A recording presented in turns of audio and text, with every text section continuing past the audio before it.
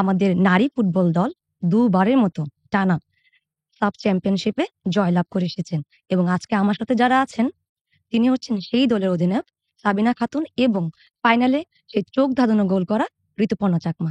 সবাই আসলে অনেক বেশি এক্সাইটেড তোমার সেই গোলটা নিয়ে। আসলে আমি চুপ করতে পেরেছি যে হুম, 15,000 পুরা একদম ক্রাউড স্তব্ধ হয়ে হ্যাঁ, গেছিল একদম। তখন একদম স্তব্ধ হয়ে গেছিল। ছাদ খোলা বাসে আসা। আমি না পার্সোনালি আসলে চাই না যে কোনো জয়ের পরে ছাদখোলা বাসের সংবর্ধনা। কারণ এটা কেন? হচ্ছে সাধারণ জনগণ যারা থাকে না তাদের অনেক ভোগান্তি হয় রোডে। প্রধান উপদেষ্টা ডক্টর ইউনূসের কাছে তোমরা সবাই গেলা।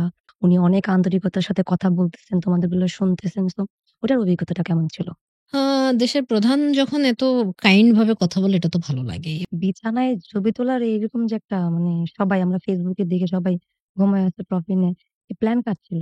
এটা মেবি সুমি আপু করছে না ফার্স্ট? লাইক এত বড় একটা অর্জন। এটার সিক্রেট কি? সিক্রেট হচ্ছে হার্ড ওয়ার্ক। কোন ক্রিকেটের নাম বলো তো প্লিজ? আমার তাসকিন ভাইয়ারে ভালো লাগে। এই তো হ্যান্ডসাম লাগে? সবকিছুতেই।